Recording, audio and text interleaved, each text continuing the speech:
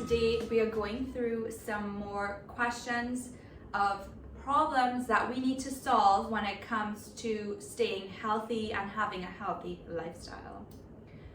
Okay, so a number one question that I get is, Annick, I forget that good nutrition is a form of self-care. Sometimes we think, oh, I love myself and I'm taking care of my body and I'm doing all the right things, but I'm still not getting results. And maybe that is not including diet and making sure that your diet routines are on track. You're getting the right portions, nutrients, vitamins, minerals, fiber, and also practicing mindfulness when it comes to meals so that you can do something like say your grace before meals. That might take us back to childhood. You bless your food, you receive it with good energy, it fuels your body with your muscles with proteins and your brain and body with energy, with the right choices of carbohydrates. You get the right fats for your hormones and for many other parts to keep your joints in a good shape, etc. Nutrition is a form of self-care, hands down. You cannot forget that. So whether you are taking time to go to the spa, or you are going for a walk, or you're going to get your hair done, nails done, going shopping, decorating your house, spending time with friends, going into nature, beach, traveling, going into the mountains, keeping active, diet is always going to be a fundamental part of self-care, and that's why we want to reiterate and reinforce as much as possible, when you eat properly, it is the best way to take care of yourself. And I know you're probably feeling overworked and exhausted when it comes to managing your family or your career, or even both. And you think, I'm throwing the diet out the window, I'm gonna order junk food, the pizzas on the weekends, late nights, you get exhausted, you get into that cycle, drinking lots, fried food, fast food, and diet is on the sidelines. You forget about it until something happens with your health, or you get migraines, or you start feeling really terrible in your body with aches and joints and pains. You might notice differences in your breathing. You might even go to the doctor, test your blood, and realize something is going on there. Or you might get some cysts, or you might get some fibroids, or some sort of imbalance in your health. And little did you know, all along you could optimize your diet to improve a lot of these conditions alongside stress management. Okay, the next one is, I know what to do, but I break often. I stress eat and I fall off the train. Okay, so I've heard this one way too many times, and the reality is that when it comes to knowing what to do, one of my favorite authors, I'm pretty sure it was Brendan Burchard, who says this, and he's like, just because we know something doesn't mean we actually are doing it. So knowledge is the first step. We want to always build the mindset first, build the intelligence and the education. The next step, and why coaching is really fundamental in this process, especially if you want to speed it up, and integrate these lessons into your life, is that what we know is not necessarily always what we do.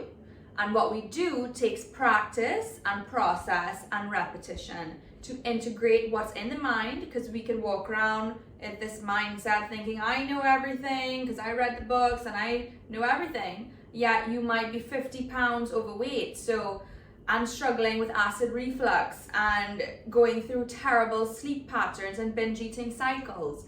So if that's your scenario, it's not just what you know, but it is about taking that knowledge and integrating it into that routine and practice. And it is a step-by-step process, and sometimes it's hard because it takes constant practice. Similarly to if you're learning any new skill, whether you could remember in your childhood, you're learning to ride a bike, you fall off, you get back on, you fall off, you get back on.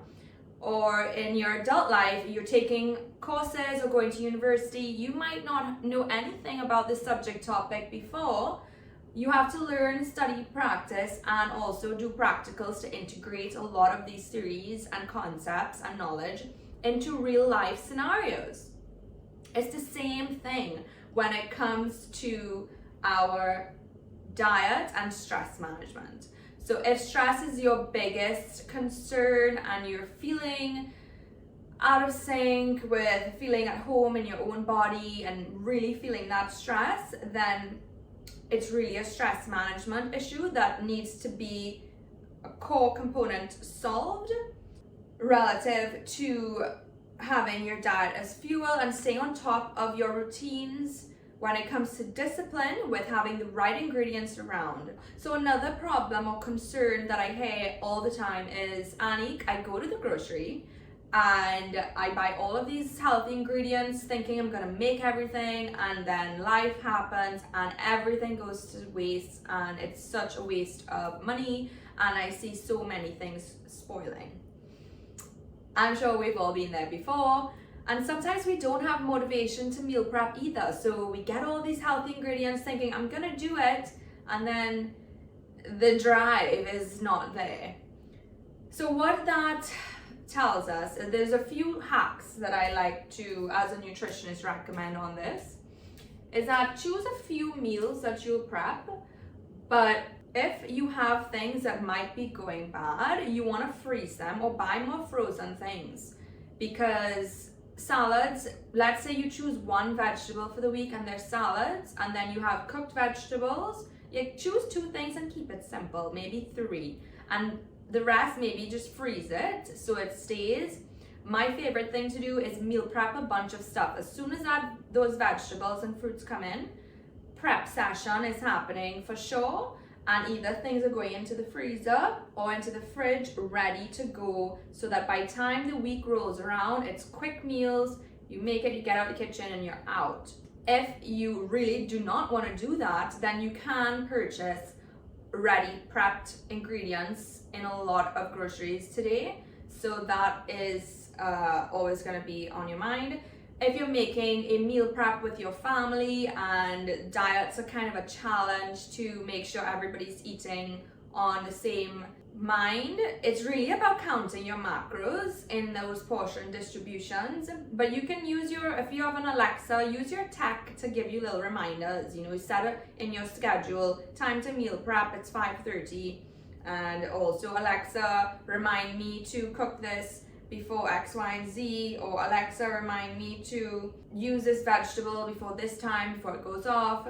And if you have a meal plan already determined for the week, you kind of already know how the ingredients are gonna come together to support your family, or if you're independent like I am, for your own needs. I love keeping some vegetables for soups because they always could go in a pot and flavor it up with some lovely broth, and it makes a really wholesome, light dinner. I also like to freeze some of it if I make a big batch so that I don't get bored of what I'm having. And that's really a good idea, and one of my top hacks, because food waste is not something we want to promote, especially if we are about sustainability and keeping the planet as healthy as possible. And when it comes to produce, we are well aware that things do go bad. So if we have a strategy that flows and works for us, that's really the main goal that we want to acquire in terms of a process.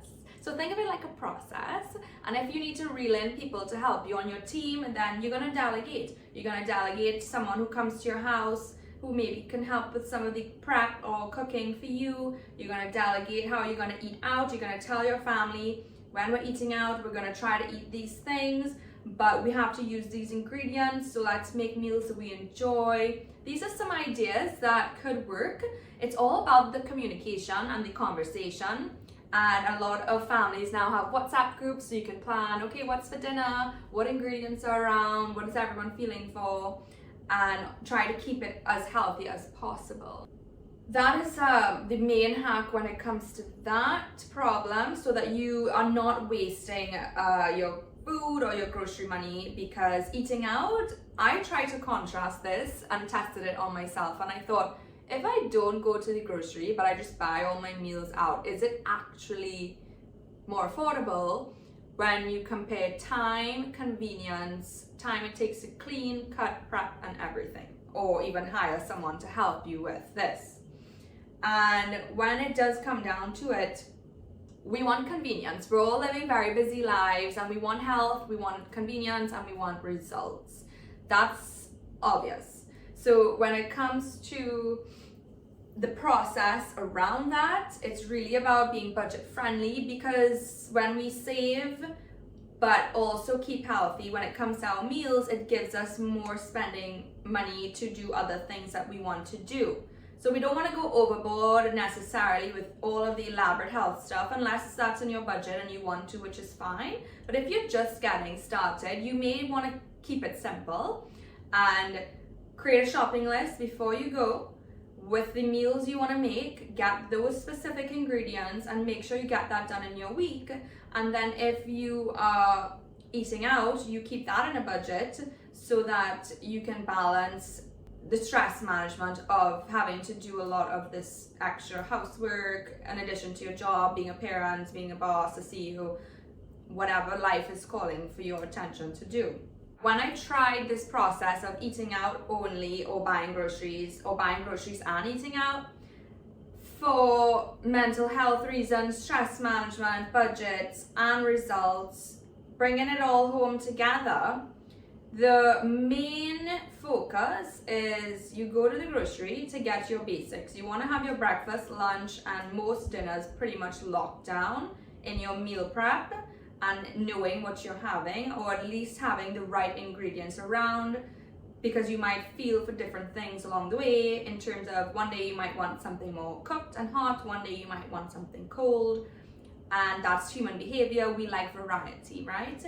When it comes down to that process, it's good to have a mix, unless you're really content with your family and your process at home and you have help and you're eating all of your meals at home, then you don't really need to eat out as much.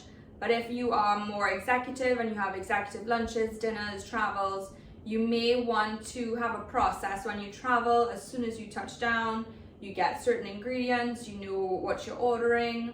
And also when you leave your groceries at home, you may want to keep them in the freezer, but you also may want to have the right ingredients for when you come back, you jump straight back into your healthy routines. So this is how to save time, money, and also prevent food wastage if you care about sustainability and also your health and wellness. So this are 3 hacks that we can put into practice this week that should be very helpful, and you should find these tips to be very valuable for you. And until next time, don't forget to like, share, and subscribe, especially if you like this content, and if you know a friend who will greatly benefit from these topics, please share it, and let's grow this beautiful healthy community together.